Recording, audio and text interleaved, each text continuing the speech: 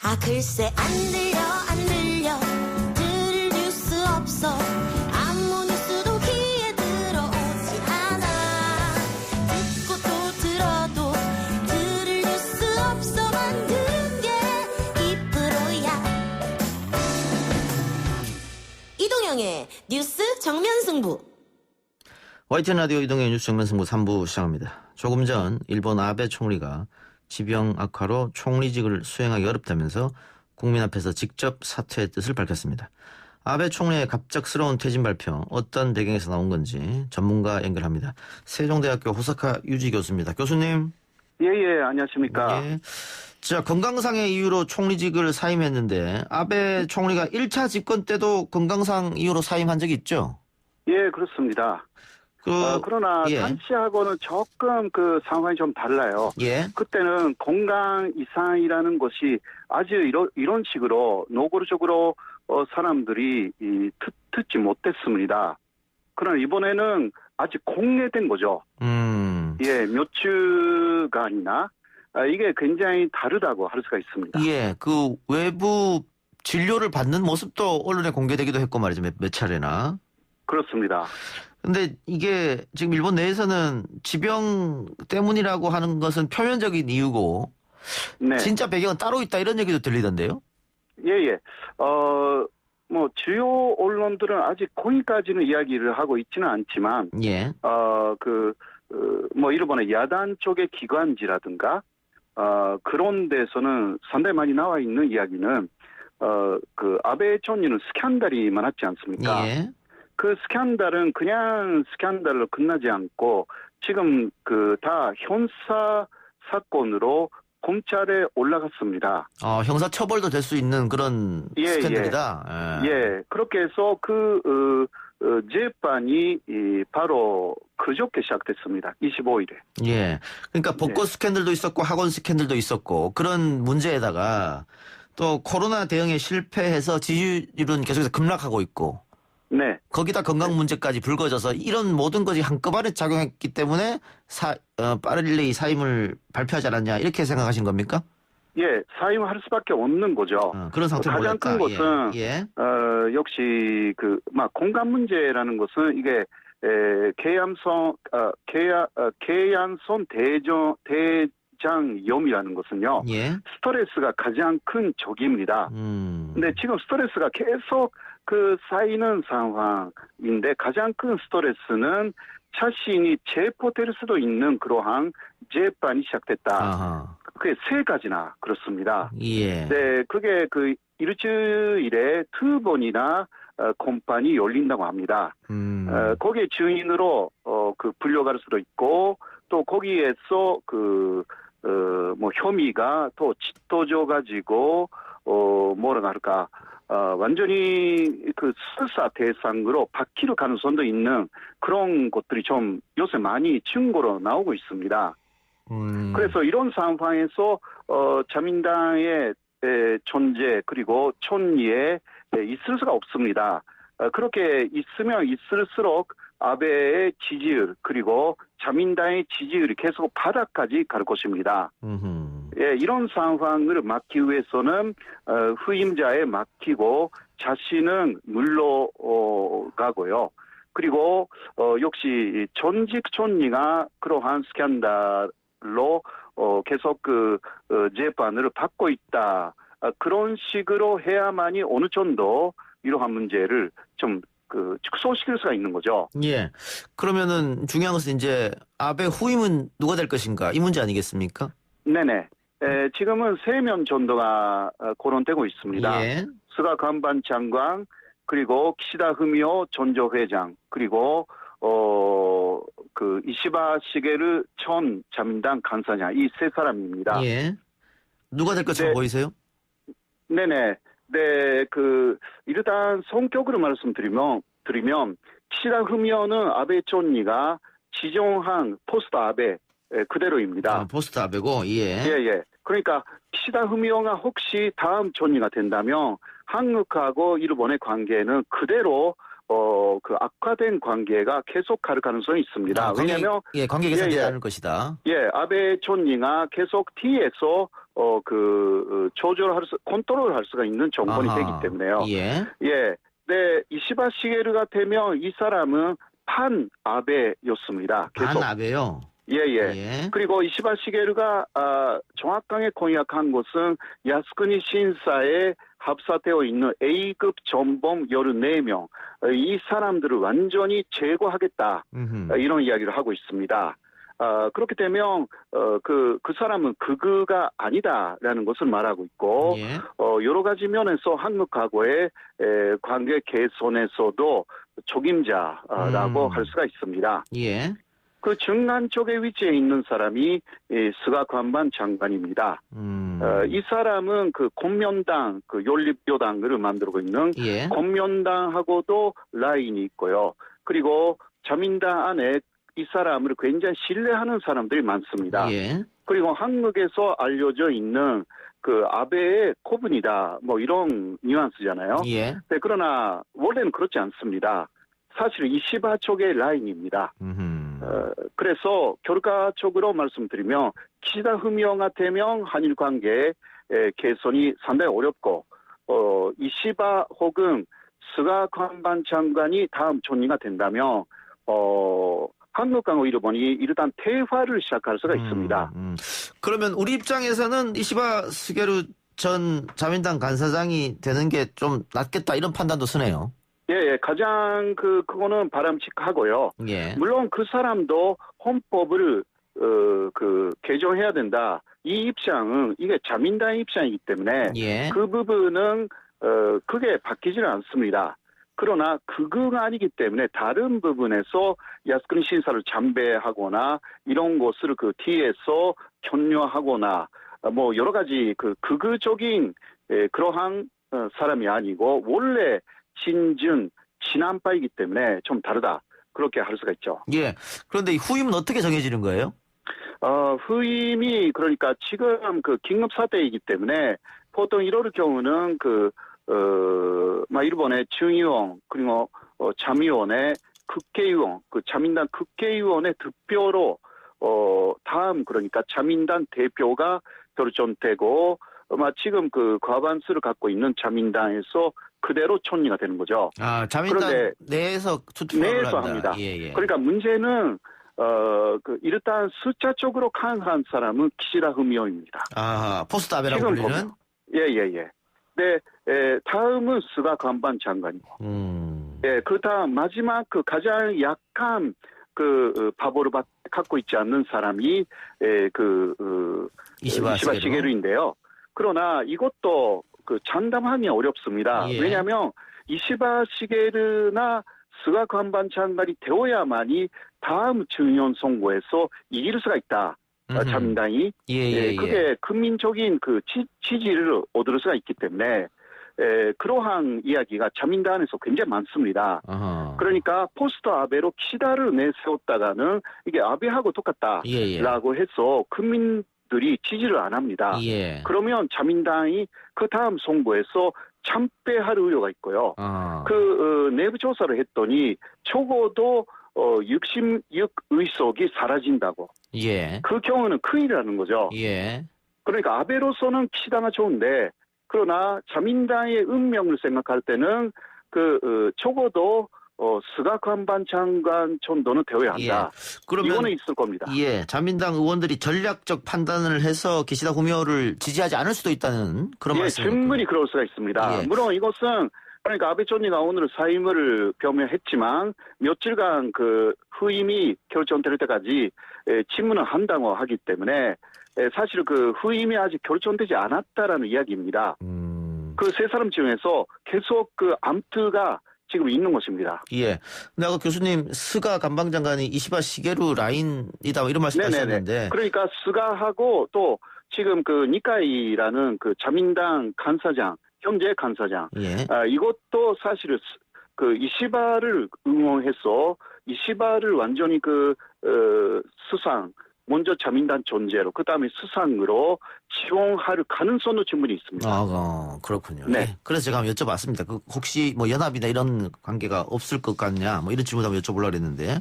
예, 지금 그 연합을 어떻게 만드느냐, 예. 나는 암트가 아까도 말씀드렸지만 자민당 안에서 움직이고 있는 것입니다. 암투도 있을 것이다.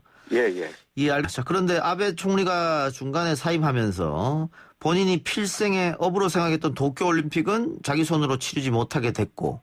네. 근데 코로나19가 지금 계속해서 이들어가면 뭐 연기를 했습니다만 내년에 과연. 못하죠. 내년. 예. 사실 못한다라는 그 국민들의 의견이 내년 못한다는 게 70% 넘었습니다. 여론조사하면. 예. 그러니까 그런 여론조사 결과를 아베가 모를 리가 없고 자신도 내년 못하면 더 계속 해도요. 이게 더 엄청나게 지지율이 떨어집니다.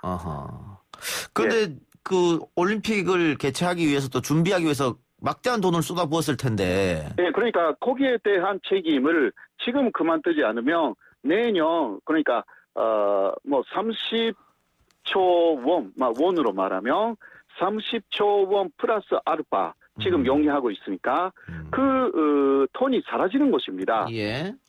거기에 대한 책임을 누가 지느냐? 그러니까 빨리 아베는 그런 그 리스크를 안고 있기 때문에 빨리 그만두는 게 좋고요. 그리고 아까 같은 현사적인 문제도 있기 때문에 지금 사실 그만두는 게 가장 좋은 것입니다. 후임에게 맡겨도 그 후임은 이게 아베한테 그러한 리스크까지 다 산속한 셈이 되기 때문에요. 아주 그 비판을 받지 않게 됩니다. 현실적으로 거기에 그 뭐라 할까 그 대응할 수가 있기 때문에 그래도 자민당의 전체적인 책임을 면하기가 상당히 어려운. 그러니까 잘못하면 정권 교체로 가는 것입니다. 예. 그러면은 책임 회피, 일종의 책임 회피일 수도 있겠네요. 충분히. 그거는 아베는 책임 회피는 뭐 완전 선수였습니다. 현재까지도.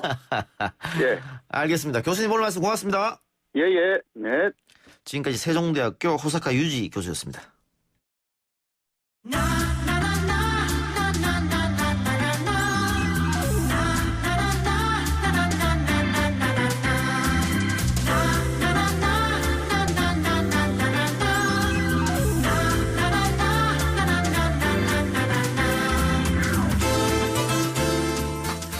매주 금요일 이 시간 연예 뉴스 듣는 시간입니다. 우리 연예할까요? 김은하 기자 나왔습니다. 어서 오십시오. 네, 안녕하세요.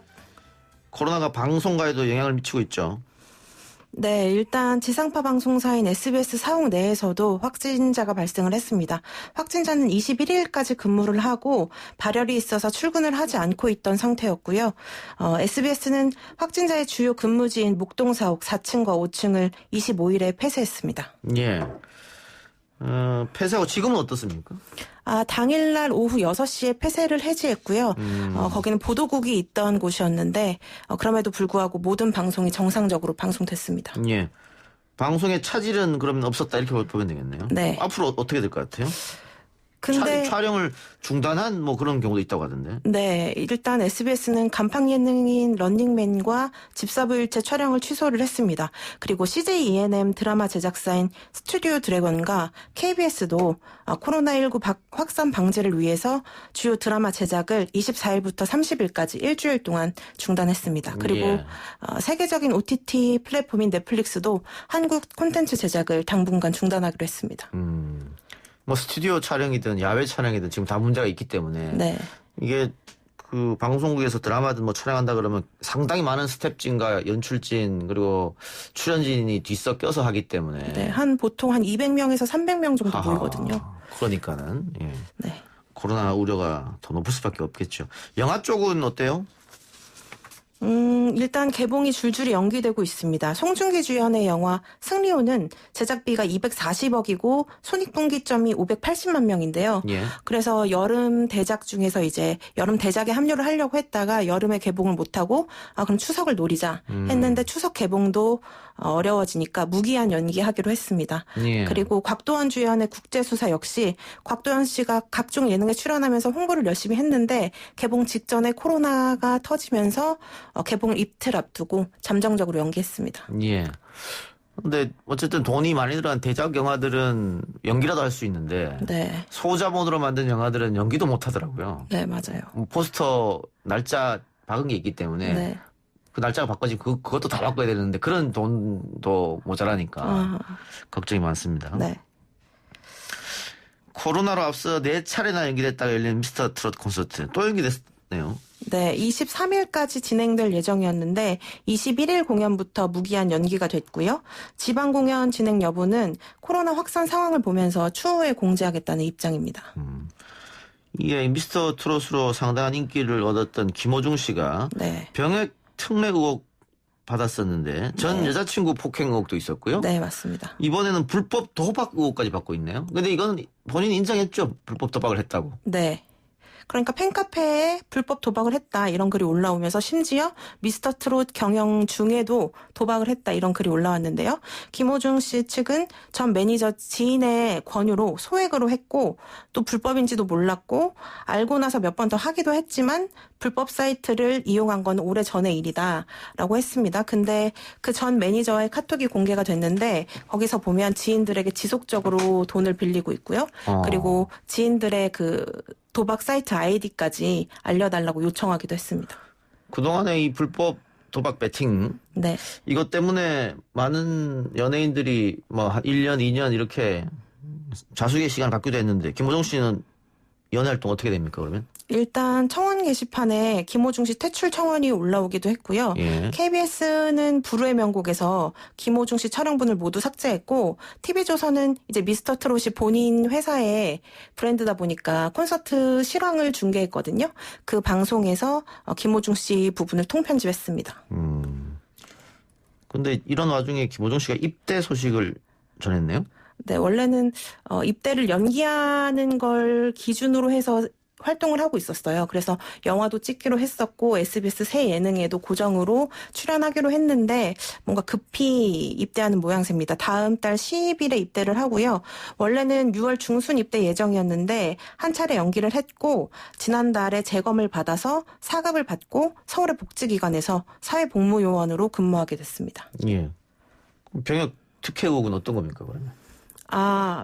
그 병무청장을 만나서 뭐 노래도 불러주고 사인회도 했다라는 게 밝혀졌는데 김호중 씨 측은 그냥 내가 군대 관련돼서 궁금한 게 있어서 그냥 만난 거다라고 얘기를 하긴 했지만 사실 만나고 싶다고 해서 청장을 아무나 만날 수 있는 건 그럼요. 아니잖아요. 네. 거기서부터 비리의 씨앗이 아니냐 이런 지적입니다. 뭔가 특혜를 받기 위해서 그렇게 만난 거 아니냐 네. 이런 주장이 있었다는 거죠. 알겠습니다. 방탄소년단이 지난 21일에 처음으로 영어 싱글 앨범을 발표했는데 반응이 좋다면서요? 네, 일단 영국 오피셜 차트에는 1위로 진입을 했고요. 미국에서 라디오 방송 횟수도 지금 차트에서 30입니다. 그리고 미국 포브스는 신곡이 아무래도 빌보드에서 처음으로 한국 최초로 1위를 하게 될 것 같다. 빌보드 1위요? 네. 아니 그런데 방탄소년단이 지금까지 그냥 한국어로 노래를 했지 않습니까? 네. 그리고 그 음원이 그대로 외국으로 나갔고 네. 그래서 많은 방탄소년단 팬들이 우리말을 배우는 맞아요. 한국말 공부, 한글 배우는 열풍이 불었는데 네. 계속 그렇게 하지 영어로 내면 이제 앞으로 한글 공부 안 하는 거 아니에요? 요번 한 번만 이벤트성으로 또 군대에도 앞둔 멤버들이 있고 하니까 이벤트성일 수도 있겠다 이런 반응도 있습니다. 그래요? 네. 예. 방탄소년단은 군대 참 이게 어떻게 차례로 갑니까? 한꺼번에 갑니까? 차례로 가게 될 것 같습니다. 요즘 또 트렌드도 그렇고요. 예. 그러면 뭐 군대 가는 이후로 결혼이 생기면 나머지는 그냥 계속 유지를 하고? 네. 알겠습니다. 오늘 새로운 버전도 공개했다고 하는데 어떤 거예요? 네, 그 신곡의 다른 편집 버전을 공개한 건데요. 이번에는 트로피컬 풀사이드 리믹스 버전을 공개했습니다. 뭔가 코로나로 지친 팬들에게 또 다른 즐길거리를 줬다는 평가입니다. 예. 첫 무대는 언제 볼 수 있습니까? 네, 우리나라 시간으로 31일 오전 9시에 미국 음악 시상식인 MTV 비디오 뮤직 어워즈에서 볼 수 있습니다. 이것도 역시 온라인이겠네요, 코로나니까. 네, 맞습니다. 배우 박보검 씨도 입대를 하네요? 네, 다음 주 월요일이고요. 1일 그 해군 문화 홍보병으로 입대할 예정입니다. 코로나 시국인 만큼 입대 장소는 비공개고 소속사 측에서 계속 뭐 손을 흔들며 인사를 한다거나 고개 숙이면서 인사를 한다거나 이런 것조차 하지 않을 예정이니까 팬 여러분들 제발 이 시국에 모이는 것을 오지 하지 말아달라. 날짜가 정해졌어요, 그런데? 네, 31일입니다. 너 갈 것 같은데 팬들이. 예. 예. 근데 왜 이렇게 갑작스럽게 결정했습니까? 뭐 아직 뭐 제작 발표회 뭐 이런 것도 한다 그러던데. 네, 일단 박보검 씨는 이번 새 드라마가 청춘기록으로 뭔가 꿈을 향해 나아가는 청춘들의 이야기를 담은 드라마인데 예. 박보검 씨, 박소담 씨 주연입니다. 예. 박보검 씨는 모델을 꿈꾸는 역할이고 예. 박소담 씨는 메이크업 아티스트를 꿈꾸는 청춘들의 모습을 연기하는데 사전 제작 드라마여서 코로나에도 별 무리 없이 드라마를 다 제작했군요. 네. 그래서 끝나고 간다. 네. 알겠습니다. 드라마 얘기 나왔으니까 네. 청춘 기록 말고도 새 드라마들도 또 이거 시작한다고요? 어떤 작품이 있습니까? 네, SBS에서 이제 김희선 씨, 주원 씨 주연의 새 드라마 앨리스를 또 시작하고요. 클래식 드라마 브람스를 좋아하세요도 시작을 합니다. 일단 앨리스는 시각여행자의 이야기를 담고 있습니다. 그래서 그 배경이 1990년대부터 2050년대까지라고 해요. 그래서 과거의 모습과 그리고 또 우리가 상상하는 미래의 모습까지 볼 수 있는 것도 관전 포인트고요. 김희선 씨가 1인 2역을 하는데 괴짜 물리학자 역할도 하고 그다음에 모성에 강한 엄마 역할도 해서 주원 씨 엄마로 나온다고 해요. 그것도 관전 포인트고 또 주원 씨는 감정이 없는 캐릭터를 연기해서 또 배우들의 연기 변신을 보는 것도 재밌을 것 같습니다. 브람스를 좋아하세요. 클래식 드라마라고 하는데 어떤 거예요? 네, 말 그대로 클래식을 다루는 드라마입니까? 네, 그 서른을 앞둔 클래식 음악 학도들의 꿈과 사랑 얘기를 담고 있는데요. 뭔가 티저에서부터 오케스트라의 협업을 공개를 하면서 클래식 드라마로서의 어떤 캐릭터를 잘 보여주고 있습니다. 그래서 예. 네. 클래식 드라마니까 OST도 기대가 되는데요? 네, 그래서 라인업이 굉장합니다. 소녀시대의 태연 씨, 그리고 엑소의 첸 등 OST 라인업이 화려한데요. 가장 눈에 띄는 것은 단연 G.O.D입니다. 네, 데뷔 21년 만에 처음으로 OST를 부르게 됐습니다. 드라마 OST를. 21년에 처음으로? 네. 근데 G.O.D가 다시 활동하는 거예요? 다 뭉쳐서? 네, 공연하고 있고요. 이번에는 그 윤계상 씨 개인 스케줄로 윤계상 씨만 제외하고 4인 모두 다 녹음에 참여했습니다. 예, 윤계상 씨는 또 연기하느라고 요즘에 네. 배우로 활동하고 있으니까. 네. 자, G.O.D가 콘서트 계속 했다고 하는데 네. 코로나 때문에 그럼 콘서트도 중단됐겠네요. 네.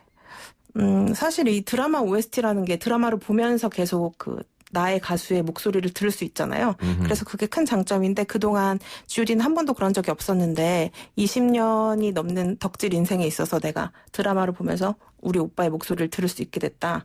이런 식으로 팬들이 굉장히 좋아하고 있습니다. 그 우리 오빠라고 부르던 분들이 중학생이라고 쳤으면 지금 20년이 흘렸으니까 30대 후반이셨겠네요, 이제는? 네네. 그래도 오빠죠. 예. 그럼요. 알겠습니다. 오늘 연예계 소식은 여기까지만 듣죠. 지금까지 김은하 기자였습니다. 감사합니다.